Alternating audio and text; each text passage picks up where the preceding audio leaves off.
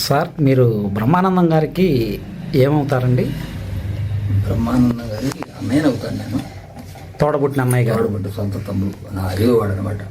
5 member, మేము 6 మొత్తం అన్నదమ్ముడు. 5వ వాడు 5వ వాడు బ్రహ్మానందం. సార్ ఆయన విద్యాభ్యాసం ఎక్కడ జరిగిందండి? విద్యాభ్యాసం ముప్పాళ్ళలోనే ఫస్ట్ 1వ తరగతి 2వ తరగతి 3వ తరగతి వరకు. తర్వాత ఇక్కడ సత్తరపల్లి వచ్చాం అనమాట మేము. సత్తరపల్లి మా నాన్నగారు సత్తరపల్లి వచ్చేసారు. అప్పుడు మేము అందరం 6 అన్నదమ్ములు ఇక్కడికే చేసాము. హై స్కూల్లో చదువుకున్నారు. అక్కడ చదువుకున్న తర్వాత ఇక అక్కడికి వెళ్ళారు.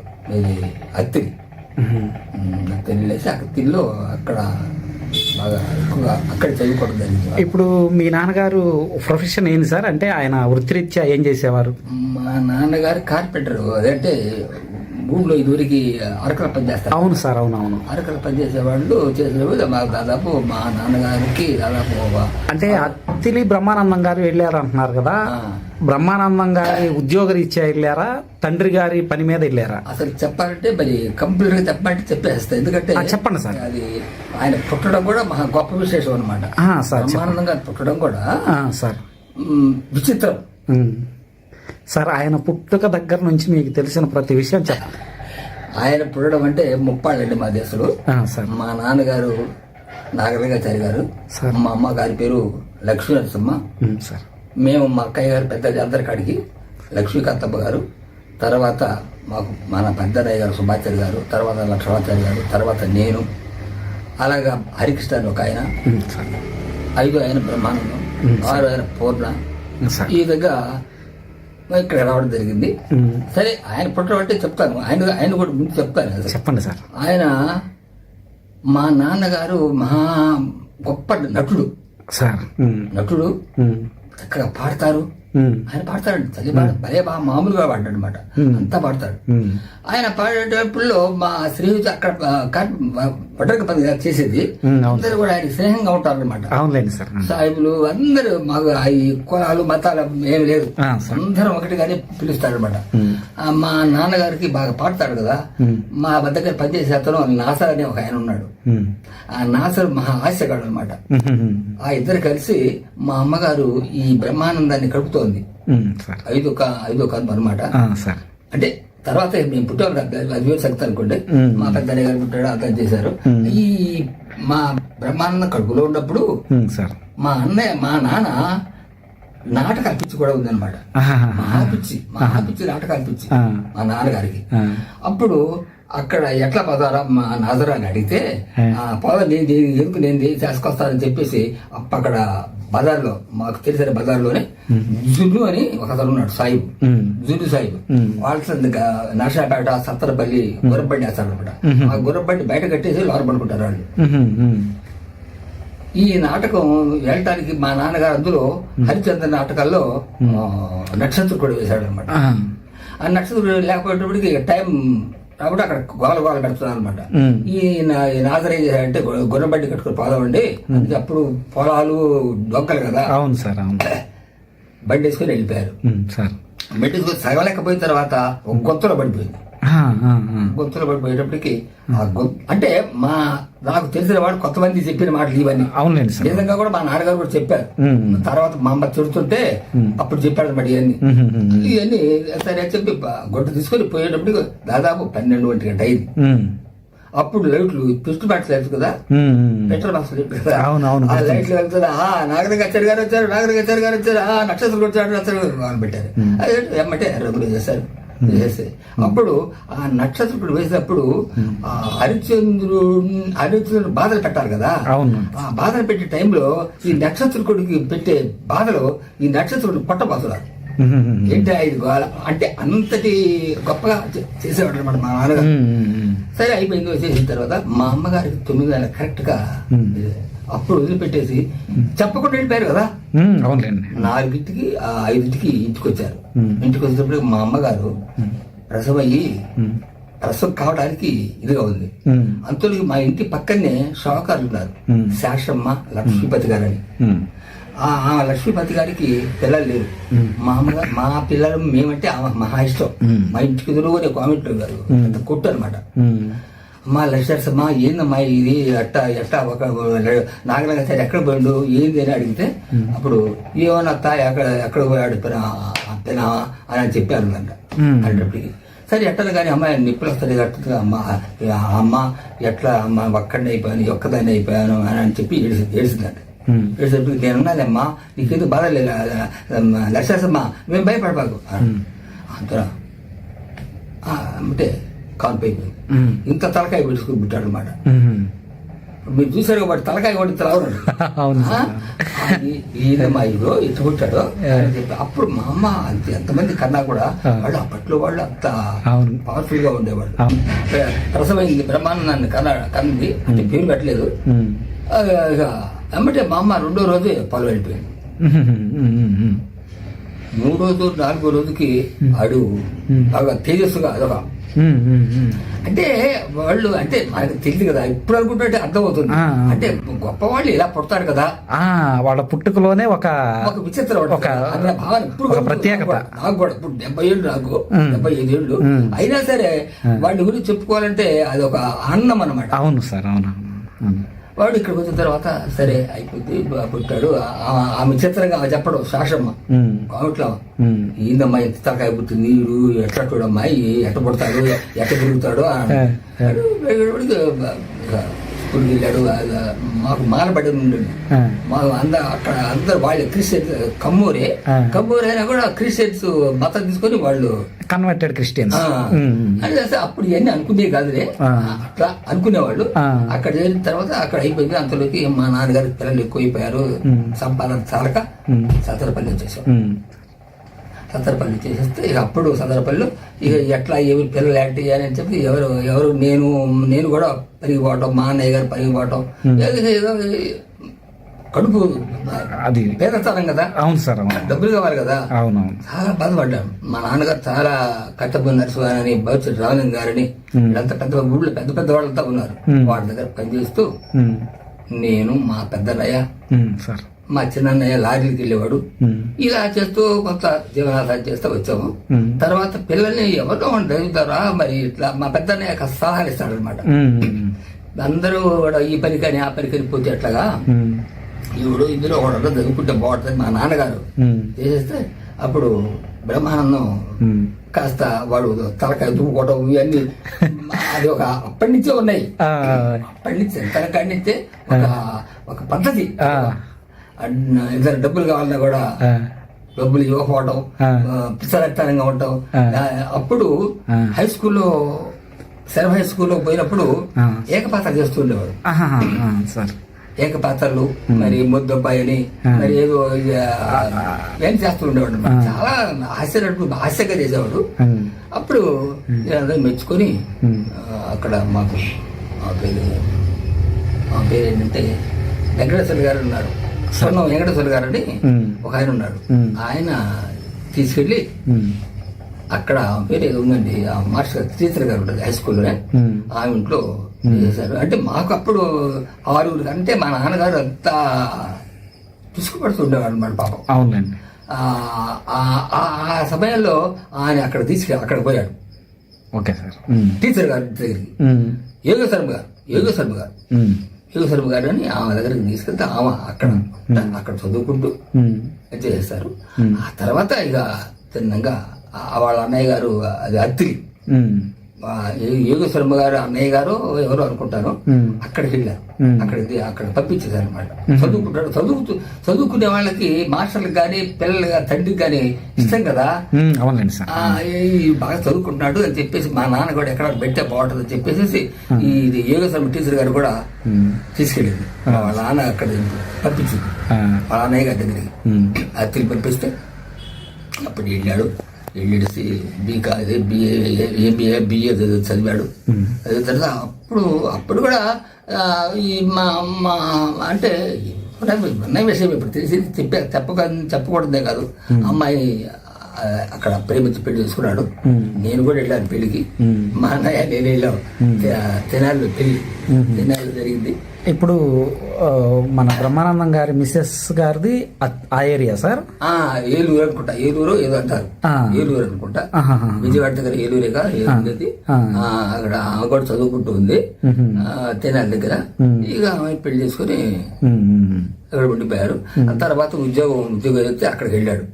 ఏది అత్తిలి సార్. అత్తిలి వెళ్ళేసి అక్కడ ఈ మిమిక్రీ ఆర్టిస్ట్ గా ఆంధ్రప్రదేశ్ కి మిమిక్రీ ఆర్టిస్ట్ గా కూడా అధ్యక్షుడిగా కూడా చేశారు. చేసేసి తర్వాత ఇక మేము ఇక్కడ ఉన్నాము, వస్తా పోతా ఉండేవాడు. ఇక అట్లాగే ప్రేమించి పెళ్లి చేసుకునేప్పటికి మా నాన్నగారికి నచ్చరా. అప్పుడు మరి 50-60 ఏళ్ళ నాడు ఇవన్నీ ఉన్నాయి కదా. అవును సార్, అవును. అప్పుడు అంటే మా పెద్దన్నయ్య మహా చాకచక్యంతో సమర్థించి నేను మా పెద్దన్నయ్య దానికి అరే నువ్వు చేద్దామని అనుకుని, సరే నాన్న నువ్వేం బాధపడకు నాన్న చేస్తా మా వాడిని ఎట్టబట్టి ఒప్పిద్దామని నాన్న నువ్వు చెప్పేసి మా పెద్దన్నయ్య మంచి మంచి చాణికుడు అనమాట. చక్కగా మాట్లాడేశాడు. సరే ఎట్ట పడదామని అని చెప్పి అన్నాడు. ఆయన వెళ్ళిపోయాడు. పోయి మేము పెళ్లికి వెళ్ళాం. పెళ్లి చేసి అయిపోయింది. అత్తిల్లో ఉన్నాడు. అత్తిల్లో ఉన్న కాడి నుంచి ఇక మిమిక్రీ చేయడం మొదలు పెట్టాడు. మిమిక్రీ చేస్తున్నప్పటికి ఇక ఇప్పుడు ఎలా చేస్తారో అందరికి తెలిసిందే కదా. ఇప్పుడు ఆ టైంకే బ్రహ్మానందం గారికి జాబ్ వచ్చిందా సార్? జాబ్ వచ్చింది. అక్కడ పెళ్లికి ముందే జాబ్ వచ్చింది. జాబ్ వచ్చిన కాడి నుంచి ఊరుకుంటున్నాడు కదా. అవునులేండి సార్. ఇక ఊరుకుండకుండా ఏదోటి చేస్తా ఉన్నాడు అనమాట. ఇక అట్లా జీవితం అట్లా ప్రారంభమైంది. ఆ తర్వాత చిరంజీవి గారు ఎట్లా అంటే హైదరాబాద్ లో ఒక కళా వేదిక ఏదో నిర్వహించారంట సార్. అప్పుడు ఆయన పేరేంటి, జంజాల పాపయ్య శాస్త్రి గారు, జంజాల గారు హాస్యంలో ఆయన దిట్ట. అప్పుడు ఏదో సినిమా తీస్తున్నా అని చెప్పి అప్పుడు సినిమా తీయటం కాదు, ఆయన మిమిక్రీ ఆర్టిస్ట్ గా అధ్యక్షుడు కదా ఆంధ్రప్రదేశ్ కి, ఆయన్ని ఆహ్వానించారనమాట. బ్రహ్మానందం గారిని కూడా ఆహ్వానించారు. ఆ మెంబర్ లో అప్పుడు ఎన్టీ రామారావు, నాగేశ్వరరావు, సిఎస్ఆర్ ఇవన్నీ చేయమని చెప్పి వాళ్ళందరిని ఇమిటేట్ చేస్తూ మిమిక్రీ చేయమన్నారు. అద్భుతంగా చేశారు. చేయగానే అప్పుడు జంజాల గారు బాగుందయ్యా నువ్వు చేయడం, మేము సినిమా తీస్తున్నాం దానిలో ఉంటావా అని చెప్పారు. అది తర్వాత సినిమా అది అహనా పెళ్ళి. ఫస్ట్ అంతకు ముందు కూడా ఉన్నాయి కానీ అవి పైకి అవి గుర్తింపు రాల. అహనా పెళ్ళంటలో ఇక ప్రారంభమైంది. ఇక అట్లా అట్లా అట్లా అట్లా ఇక మిగతా మాకు తెలిసి అంతా తెలిసిందే కదా. కాకపోతే వాటి మనస్తత్వం ఏంటంటే మృదు మధురంగానే ఉంటది కానీ కొంచెం అంత డబ్బులు కాడ కొంచెం చూసుకుపడతాడు. అది అన్నమాట. అందుకని కష్టపడి వచ్చాడు కదా. అవును సార్. డబ్బుల విషయం ఏంటో అనేది వాడికి తెలుసు. డబ్బులు ఎట్లా ఖర్చు పెట్టాలి, ఖర్చు పెట్టడం బిజీ, సంపాదించిన కష్టం. అవును సార్, అవును. దాని కాడ మాత్రం అది అన్ని పద్ధతులు వాడు ఇప్పటికీ కూడా మేమంటే కూడా పద్ధతిగా చూస్తాడు. ఇల్లు కట్టించింది వాడే. అప్పుడు 40 ఏళ్ళ నాళ్లే కట్టించాడు, వాడే కట్టించాడు. ఈ పక్కన ఇది ఇప్పుడు మీ నాన్నగారు ఉన్నప్పటి నుంచి ఉందా సార్ ఈ ఇల్లు? వాడు తర్వాత బ్రహ్మానందం గారు కట్టించారు. బ్రహ్మానందం గారు ఇల్లు కట్టించింది చేశాడు. మా అమ్మాయిలకి 3 అమ్మాయిలకి పెళ్లిళ్ళు వాడు చేశాడు. అప్పుడు 50,000 25,000 అవునండి సార్, 50,000 సరిపోయి అట్లా తీసుకొచ్చాడు. ఇప్పుడు కాకపోతే ఇప్పుడు ఏంటంటే కొంచెం ఇప్పుడు కుటుంబ సభ్యులకి ఏదన్నా ఇబ్బందులు ఉంటే ఎంతో కొంత ఆదుకునే మనస్తత్వం. ఇదివరకు ఆదుకున్నాడు, ఇప్పుడు ఆదుకోవడానికి ఎక్కడికంటే మెత్తలు ఎక్కడికి. అవునులేండి సార్. ఇప్పుడు చేశాడు. మా పూర్ణ 6వ వాడికి చాలా చేశాడు. కొంతమందికి చేశాడు, అందరికి చేశాడులే కానీ అంటే తృప్తికర. ఇప్పుడు అరగంట అయినా సరే చేద్దామంటున్నావు చూసావా, మరి తృప్తికరంగా ఉండాలి కదా. అవునవును. అది ఇప్పుడు ఏమంటే తృప్తికరంగా అంటే అందరికి తృప్తికరంగా కుదరదు కదా. అంటే ఇప్పుడు నాకు 2 లక్షలు కావాలి, అవును సార్, అవును, ఎట్లా ఇస్తావా, అది కుదిరే పని కాదు కదా. అట్లా అయ్యేటప్పటికి ఏమైందంటే కొంచెం అందులో మా పేదవాళ్ళు ఉన్నవాళ్ళు అనే తేడా కొంచెం వాళ్ళు కనపడదు కానీ మేము అనుకుంటాం మేము అదేనండి సార్. ఆయన ఒక స్టేజ్ లో ఉన్నాడు, మనం కొంచెం తక్కువ స్టేజ్ లో ఉన్నాం. పలకరిస్తే వద్దు అని మాకు భావనే గానీ వారికి ఉంటదేమో అనుకుంటాను నేను అనుకోవడం. అవునండి. అంతేగాని వేరే లేదు. అయినా కూడా మేము కూడా అనుకోవటం ఏంటంటే ఎందుకులే వాడు బతుకుతున్నాడు, వాడి పిల్లలు వాడి సంసారం అయిపోయింది, ఇంకా మన బతుకు మనకి ఏది ఇచ్చాడు అయిపోయింది, అంతేలేండి, ఆనందంగా ఉంటున్నాము అని అనుకుంటాము. అంతేగాని ఎప్పుడైనా పలకరిస్తానికి అంటే పక్కటి అందరం పోయాం, ఎవరు లేరు. మా అన్నయ్య వాళ్ళు, మా చిన్నయ్య, మా పెద్దన్నయ్య, మా అక్కయ్య. సార్ ఇప్పుడు మీ తోడబుట్టిన వాళ్ళల్లో ఉంది మీరు, బ్రహ్మానందం గారు, అంతే. ఇంకా మీ తోడబుట్టిన ఆడపిల్లలు కూడా ఎవరు లేరు. నా కూతుళ్ళు ఉన్నారు, మా అన్నయ్య గారి కూతుళ్ళు ఉన్నారు. అదే అంటే మీ తోడబుట్టిన వాళ్ళు అంటూ మీరిద్దరే, మీ తల్లి సంతానం మీరిద్దరే ఉన్నారు. మేమిద్దరే ఉన్నాము. ఎప్పుడైనా వచ్చి వెళ్తా ఉంటారు సార్ మీ దగ్గరికి?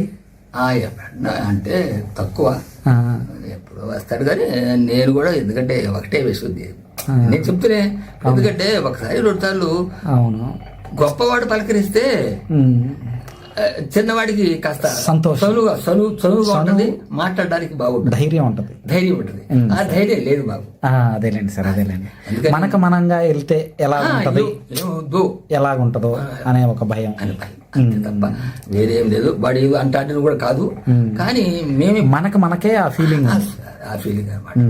అంతే తప్ప అంటే పలకరిస్తారు కదా. నువ్వు వచ్చి అన్నావు అనుకోండి, మీరు వచ్చారనుకోండి, మరి ఎంత ప్రేమగా ఉంటేనే కదా మరి. అవును, ఏదైనా లేదు. ఇప్పుడు నేను మాత్రం ఒక్కడే ఉన్నాను. ఇప్పుడు కాకపోతే బాధ ఏంటంటే, బాధ ఏమి లేదు. ఏమన్నా ఎట్లా ఉన్నావురా అనా, ఆ ఒక్క మాట, అది ఆ ఒక్క మాటే సార్. ఏమనుకోండి, ఇది చూపించమాకండి నాకు. ఎందుకంటే ఎట్లా ఉన్నావునా, ఏంది, ఏం చేస్తున్నావు అంటే ఎంతో, అసలు డబ్బు ఎక్కర్లేదు, నాకు డబ్బులు ఎక్కర్లేదండి. వచ్చాడంట, నాకు తెలియదు, నిన్ననో ఇవాడు.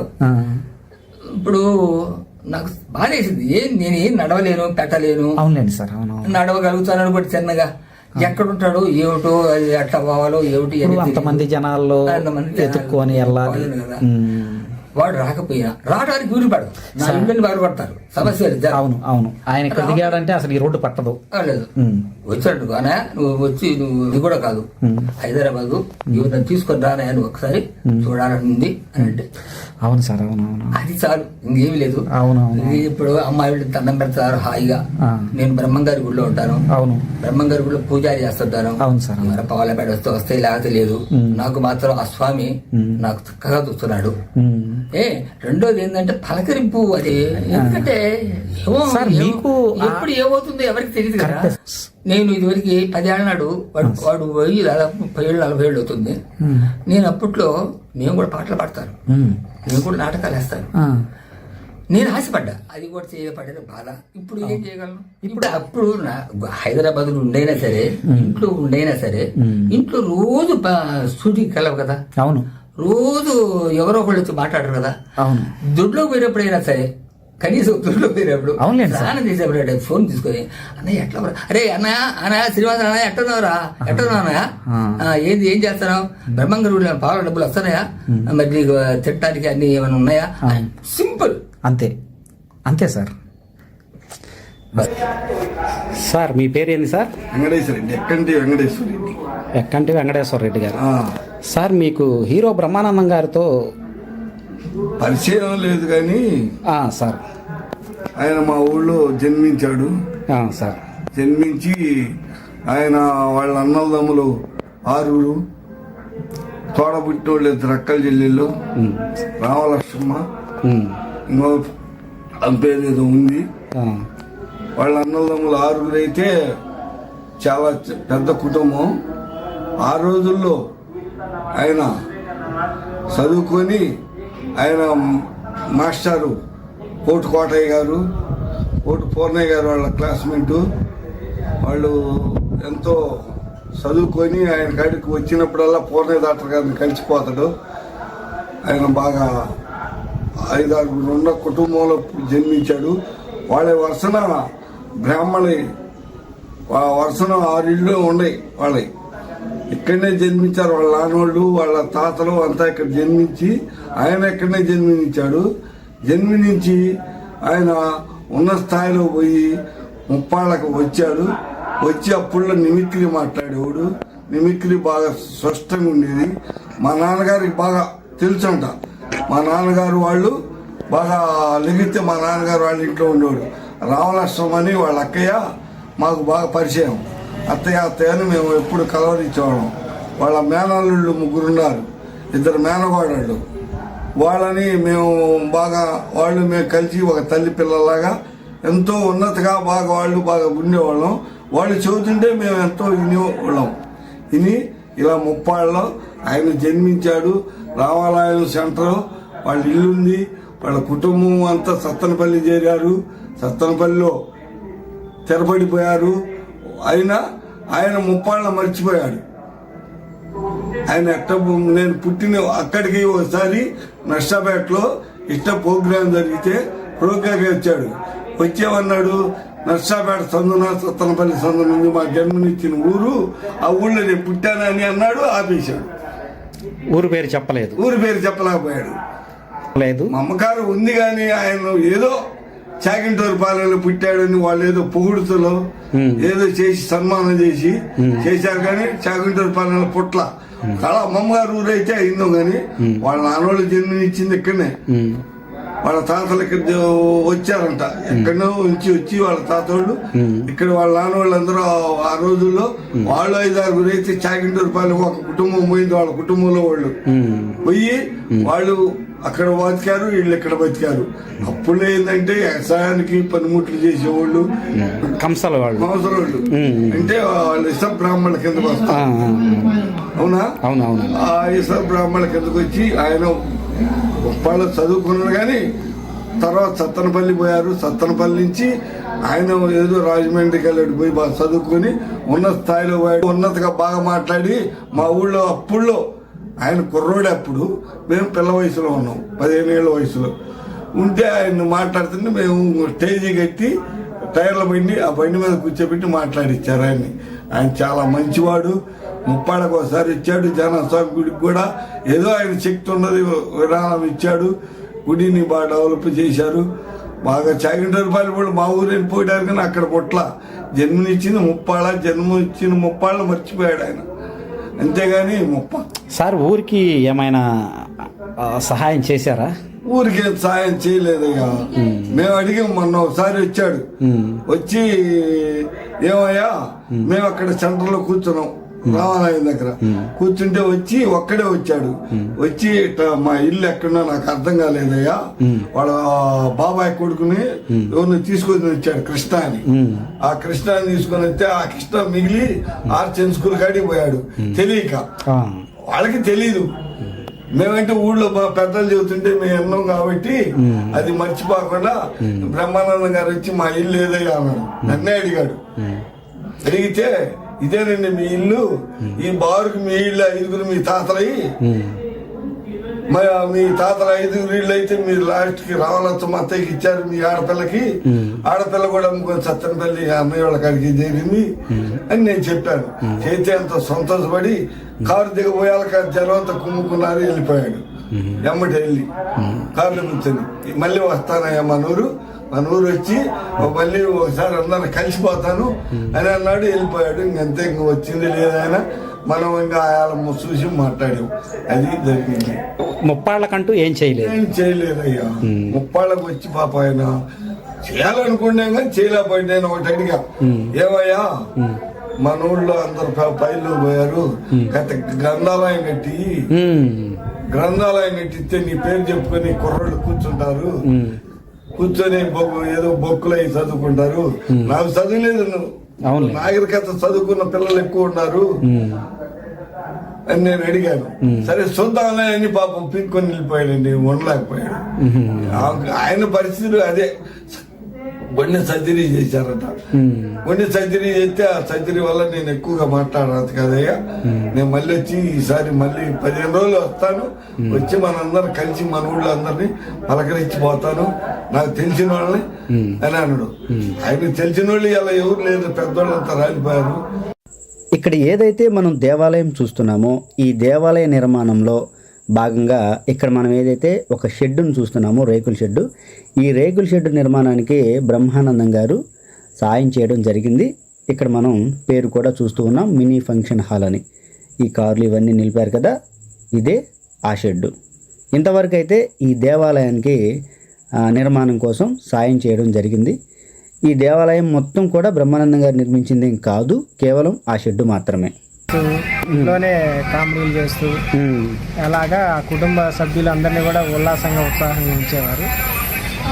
చిన్న చిన్నవి చేస్తూ చేస్తూ ఇప్పుడు ఇలా బాహ్య ప్రపంచానికి ఎంతో సంతోషాన్ని, ఆనందాన్ని, ఆశ్చర్యాన్ని కలిగించే స్థాయికి ఎదిగినందుకు చాలా సంతోషం వస్తుంది.